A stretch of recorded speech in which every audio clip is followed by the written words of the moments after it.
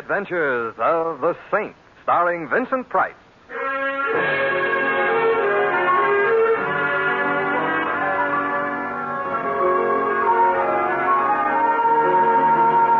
The Saint, based on characters created by Leslie Charteris and known to millions from books, magazines, and motion pictures. The Robin Hood of modern crime now comes transcribed to radio, starring Hollywood's brilliant and talented actor Vincent Price as the Saint. Mr. Templar? Mr. Templar. I'm asleep. Mr. Templar. Noisy dream. You're not dreaming, That's Mr. what Templar. you say. I'm alone in my bedroom. I'm in bed. It's dark. But you're not alone. I'm here. Go away. I'm sorry. I didn't climb into your bedroom in the middle of the night merely to go away again. Well, what did you expect? A 21-gun salute? I expect your attention. You can't see me, can you? No, I'd be even happier if I couldn't hear you. But I can see you, however.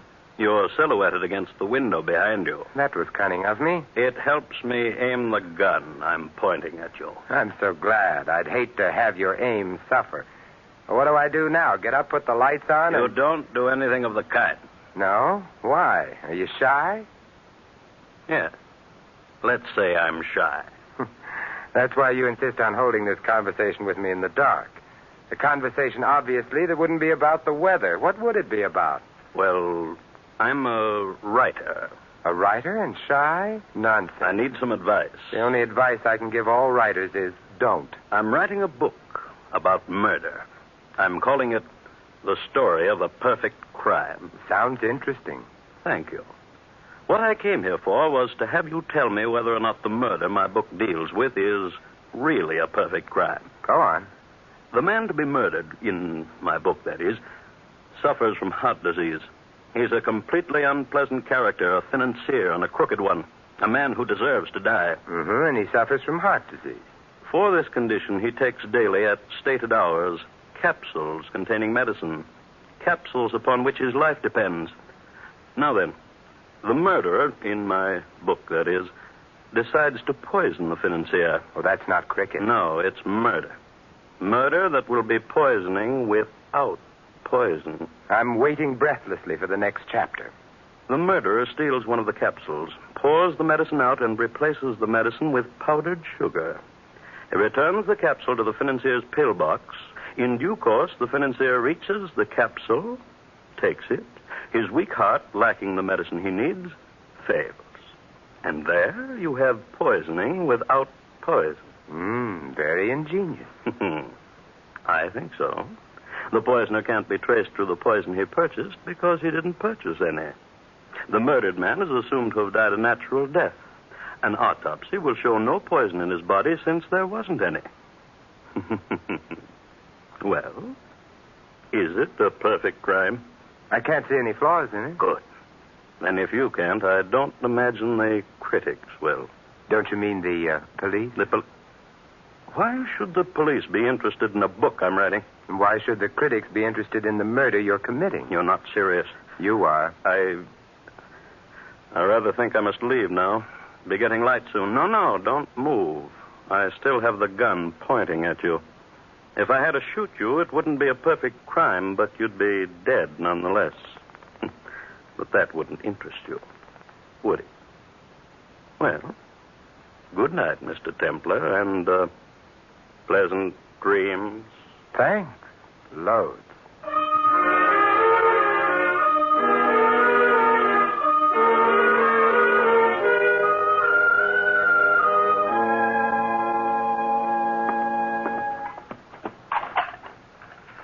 Coffee? Your toast, Mr. Templar, and the morning paper. Oh, thank you. You're up early this morning, aren't you?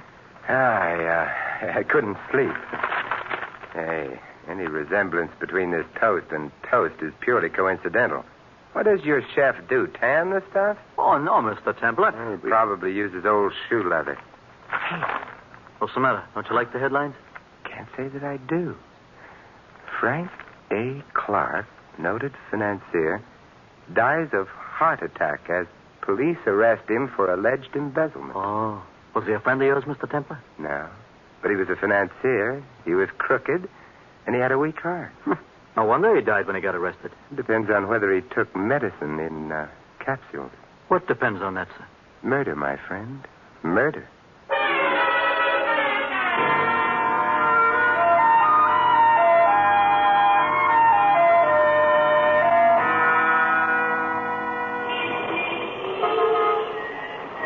Taxi! Hey, taxi! Oh, no, Louis. Oh, yeah, Louis. Out of all the taxicabs in this city, why do I keep getting yours? Out of all the fares in this city, why do I keep getting you? You have a point there. I'll go right home and shop. You'll stay where you are. You want to go home with me? No. What's the matter with my home? Nothing. I live there, don't I? My wife lives there. My kids live there. You have no children. Don't get personal. I'm sorry. Man spends every spare minute he's got hoping. Louis. Did Julius Caesar have children? Did Alexander the Great have children? Did Napoleon have children? Yes. Me, they didn't send an announcement to. Louis, will you please drive me to 1893 Waterview Drive? I'm in a hurry. Okay. 1893 Waterview Drive. Who lives there? A gentleman named Frank A. Clark. Except that he doesn't live there, Louis. He's dead there.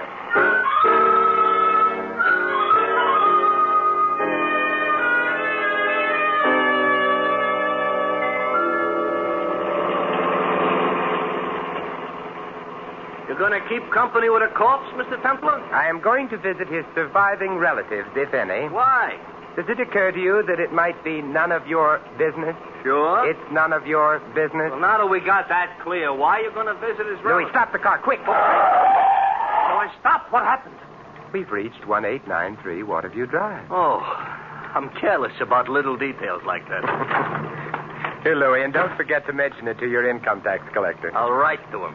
Hey, don't you want me to wait? No, but you will, Louis. You will.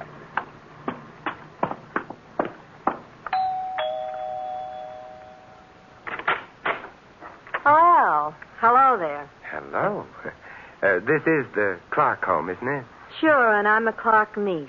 And you're... Simon Templar, an old friend of your uncle's. You're not old. Well, And you're not a friend of my uncle's. Come in, anyway. Oh, thank you. Because maybe you can be a friend of mine. Oh. In here. Tell me, do you need a friend? No, but I like 'em when they're as tall as you. And oh, my name is Inez. Inez Francis. I'm very glad to know you, Miss Francis. It probably won't be when you really get to know me. I realize perhaps I shouldn't have come today. You must be all broken up by your uncle's death. Who, me? Well, perhaps the family. Well, that's me. I'm the family. Your uncle must have been a lonely man. No, he didn't mind. He had me in the market and all those people he was swindling. Oh, and of course he had Mr. Hartzell and Charlie Melvin. Who are Hartzell and Charlie Melvin? Charlie's sort of a weedy youth. Uncle's secretary, very anemic. I ignore him. And Hartzell? Uncle's lawyer. And I fondly suspect as big a crook as Uncle was. But very spatted, you know. Spatted? Uh-huh. On the shoes. And gardenia'd in the buttonhole. And I've a sneaking suspicion whiskeyed in the liver. How untidy. Nobody else close to Uncle? Nope. Well, then it boils down to one of you three. What does? Who's happy now that Uncle's dead? I am, Hartzell is, Charlie is. That covers the field. Why? Uncle had a lot of money. I get it now. Hartzell stole some money from Uncle. He won't go to jail now. Charlie was implicated in Uncle's crooked deal. Charlie won't go to jail now. And, who has a deep, slightly hoarse voice? I don't. No. Which means that you're not the one who came to my room last night. No, but if you ask prettily, perhaps I'll come tonight. Inez, to look at your etchings. I don't have any etchings. I'll bring some with me. Are the others around? Sitting around practicing grief-stricken looks for the funeral. That happy event is this afternoon. I'd better get dressed for it. But you are dressed. But not for a funeral. Would you excuse me for just a minute? Oh, of course. Oh, here you are, Inez. Greetings, Mr. Templar. This is Charlie. Charlie, this is Mr. Templar. Glad to meet you. How do you do? He doesn't. Entertain Mr. Templar for me, Charlie. I gotta find a dress that's sad-looking. I'd like to stay and entertain you, but I've got to hurry. You see, I'm Mr. Clark's secretary. In his condition, he doesn't need a secretary. Well, I'm Mr. Clark's former secretary. No, I'm the former Mr. Clark's No, I get it now. Relax. Oh, I'm relaxed. Well, then why are you in such a hurry?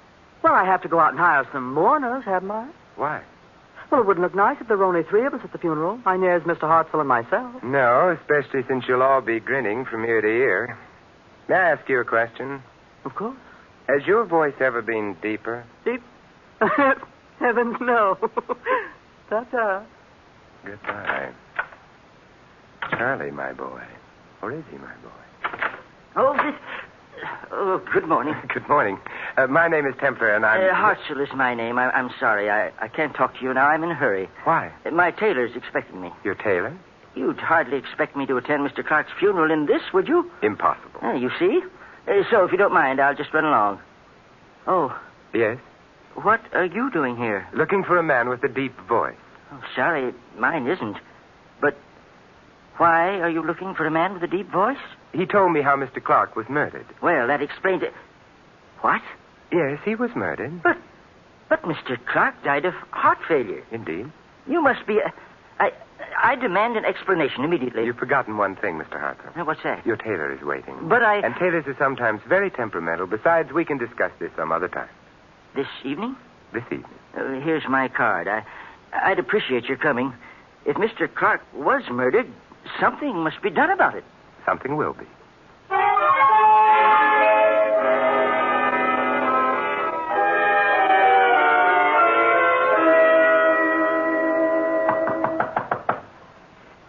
Who knocks at my gate?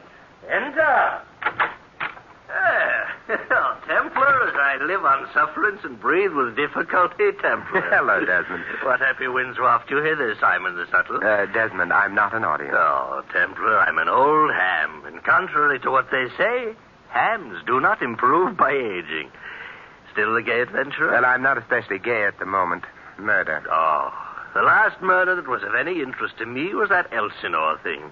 You know, when Claudius and Gertrude put their heads together and slipped Gertrude's royal husband a slug of poison in the ear. I remember it well. And the fat prince, Hamlet, I think his name was, mooned about like a ninny, sending Ophelia to a watery grave and the rest of the cast to a most bloody one. You would have made a good Hamlet. Bless you! Oh, I wanted to play Hamlet. Instead, they preferred me as a ventriloquist, confound them. That's why I'm here. You've been a ventriloquist. Oh. I'm involved in a case which hangs on the identity of a voice. Desmond, could anyone change his voice so that it would be completely different from his real voice? Oh, yes. But you'd always know that the second voice wasn't natural. That does it, then. Does what, Simon? Look, Desmond, 3 people wanted a man named Clark dead. Clark is dead. Presumably, therefore, one of the 3 killed Clark. Yes. Now, I was told of the method whereby Clark was going to be killed. By a very distinctive voice in the dark. Therefore, the problem was simple. Find which of my 3 suspects had a voice like that and go on from there. Well? Not one of the 3 has that kind of voice, which leaves me with an interesting problem, but leaves the murderer free to go on murdering.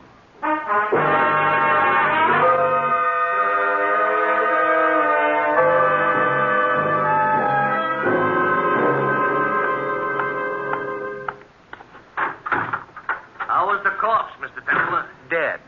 Louis, I want the nearest bookstore. You can't have it. It belongs to a guy named Pestlethwaite. Would you please drive me there quickly? Okay. What's the matter? Suddenly decided you want to curl up in front of a fire with a good book? For that, I'd rather have Inez. No, Louis, I merely want to find out how a man can die of poisoning without being poisoned.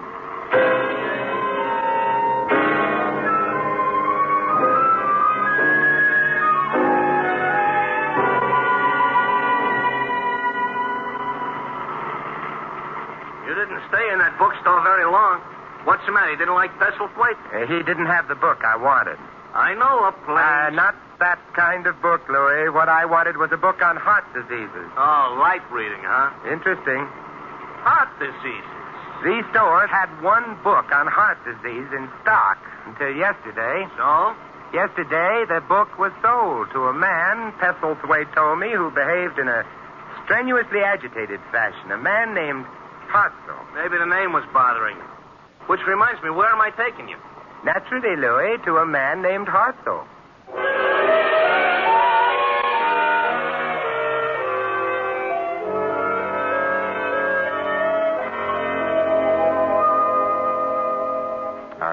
in or on his way to Mexico or in? Mr. Templar. Yes, Mr. Harper. Come in at once. Oh, thank you. Oh, I'm jittery. That funeral this afternoon. I see. Well, have you tried reading? It's very soothing. I have no patience with books. Now, please tell... Not even books on heart disease? Hmm? Oh, why? Excuse me. Hello? Oh, yes, Inez. What? Oh, how dreadful. Oh, yes, at once. Goodbye. You're pale. I'm shocked. Charlie Melvin. You know him? Mr. Clark's secretary. Yes, well, it seems that something's happened to him. What? He's dead.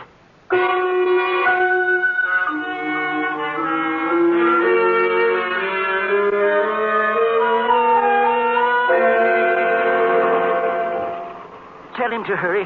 Templar, hurry. Oh, we're almost there. Mr. Hartzell, did Inez say who discovered the body? Oh, yes, she did. She'd been visiting some friends, returned home, and... Couldn't have been an accidental death. Coincidence doesn't stretch that far. You know, if he was murdered... You still think the police believe Clark was murdered, too? Not the police, me. Oh, Mr. Hartzell. Oh, Siren. Hello, Inez. Come in. Getting to be embarrassing, all the sudden death. It might be more than embarrassing. Might be fatal. It was for Charlie. How did it happen? He shot himself. The police, have you... I just phoned Oh, them. well, then we'd better hurry. Come on. Oh, this is his room, in here. I heard the shot. When? About an hour ago. But you phoned Hartzell here only 15 minutes ago. I didn't know it was a shot at first. Charlie was supposed to come upstairs. When he didn't, I realized... Well, there he is. Yes. Yes, definitely dead. And a note. Oh, imagine that boy committing suicide. Let's see what the note says. I killed Clark because if he'd been arrested, I would have gone to jail, too. But now the police suspect he was murdered, and they suspect me. I might as well get it over with before they do. And it's signed Charlie Melvin. Well, that sort of clears up that, doesn't it? Yes, except for one thing. What's that? Charlie's voice wasn't deep enough.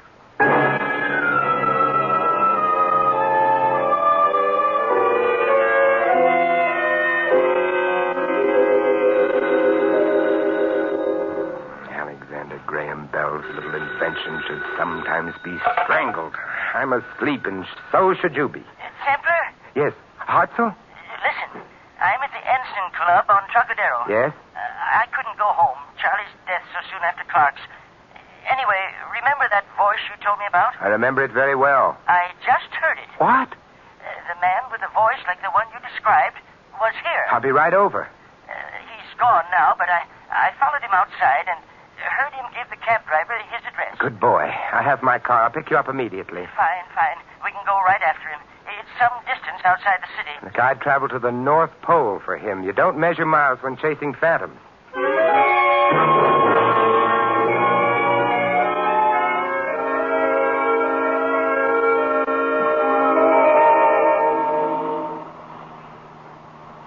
Of course, I can't be absolutely sure it's the man you want. Me, I'm grabbing at straws.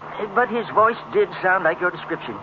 It was at a club to which Clark belonged. I'll make it worth a try. All I need is to hear him say something, anything, a word, a phrase, and I'll know. Oh, that shouldn't be difficult once we get to him. Once we get to him. Only thing worries me is Yes? that his voice can still be heard by the time we get to him.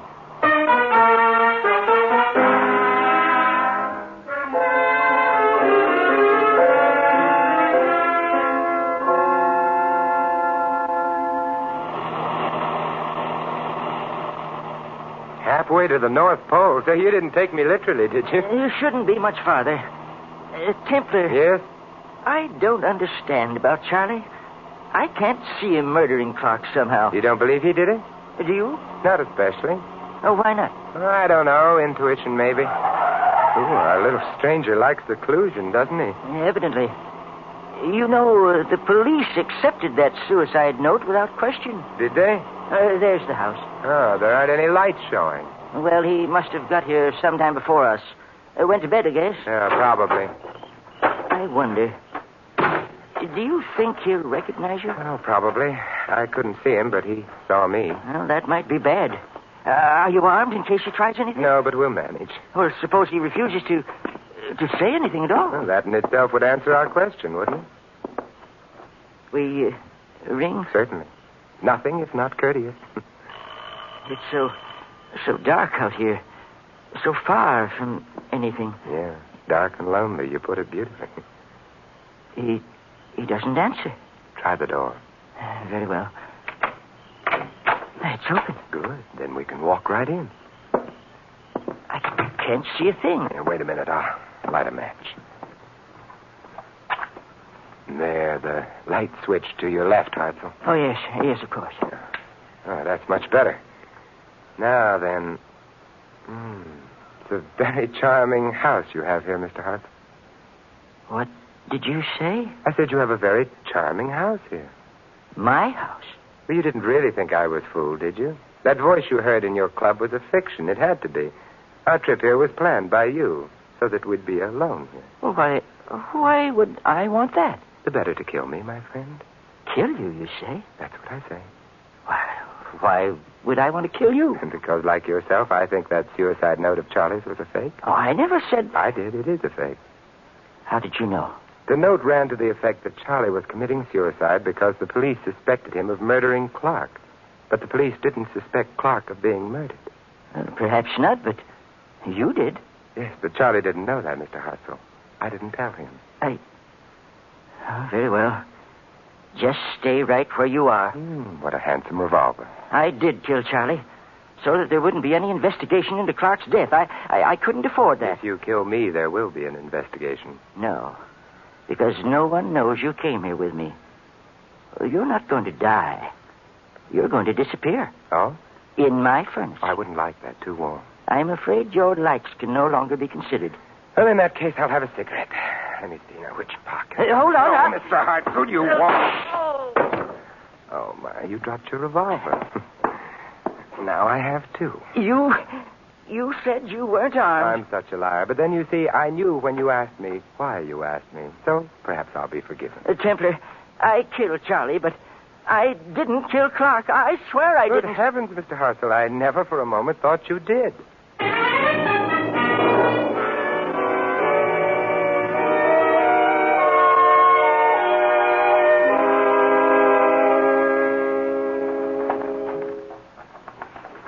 A beautiful night time.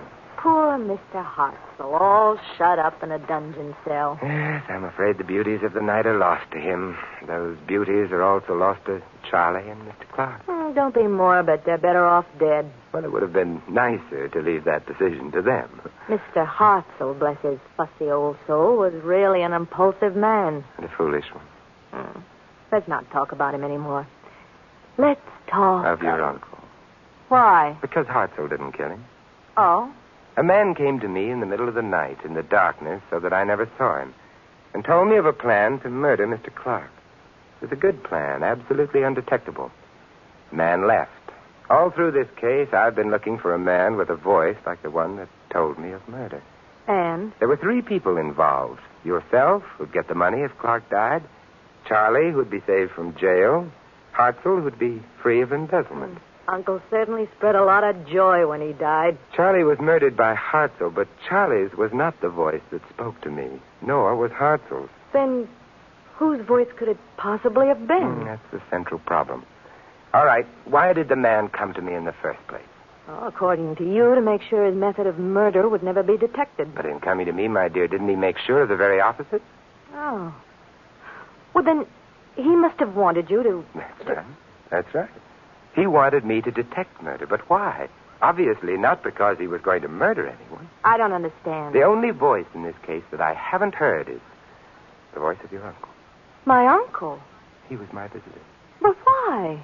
Why did he do it? Because nobody was going to murder him. Well, what could he hope to accomplish? What he did accomplish. Inez, your uncle was an old man with heart disease on the verge of being arrested for theft, swindling. He knew he wouldn't survive even the shortest prison term. He probably suspected that the strain of the arrest itself might be fatal, and it was. But before he died, he wanted revenge on the lawyer who cheated him and on the secretary who deserted him. So he came to me with his story, figuring that when he died, perfectly naturally, murder would be suspected where no murder had taken place. And it worked, didn't it? Because Hartzell killed Charlie. Hartzell himself is going to die for it. Yes. Your uncle must have been quite... Simon. Yes? There's a moon. We've talked of unhappy things long enough. Mm-hmm. Got any etchings? Mm-hmm. Hey, wait a minute. I thought you didn't have any the last time I asked you. The last time you asked me, my dear, you were a suspect for murder. Now... No?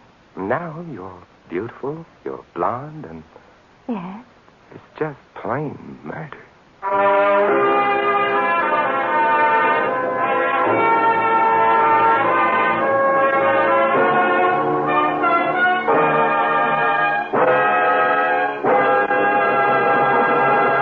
You've been listening to another transcribed adventure of the Saint, the Robin Hood of modern crime. And now here is our star, Vincent Price. Ladies and gentlemen, poison doesn't always come in bottles, and it isn't always marked with the skull and crossbones of danger. Poison can take the form of words and phrases and acts, the venom of racial and religious hatred. Here in the United States, perhaps more than ever before, we must learn to recognize the poison of prejudice and to discover the antidote to its dangerous effects. Evidences of racial and religious hatred in our country place a potent weapon in the hands of our enemies, providing them with the ammunition of criticism. Moreover, group hatred menaces the entire fabric of democratic life. As for the antidote, you can fight prejudice, first by recognizing it for what it is, and second by actively accepting or rejecting people on their individual worth, and by speaking up against prejudice and for understanding. Remember, freedom and prejudice can't exist side by side. If you choose freedom, fight prejudice. This is Vincent Price inviting you to join us again next week at the same time for another exciting adventure of the Saint. Good night.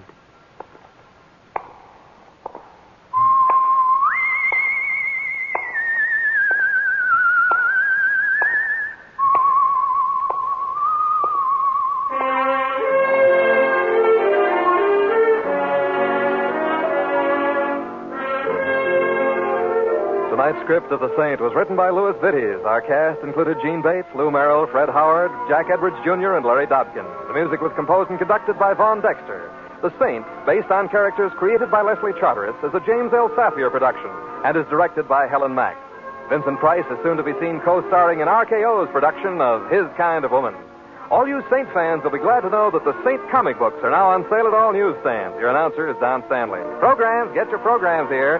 Tomorrow night, hear Night Beat, the adventures of newspaper reporter Randy Stone, as portrayed by Frank Lovejoy. Listen as Randy works the night beat of a newspaper in search of unusual, interesting stories. That's Night Beat tomorrow night.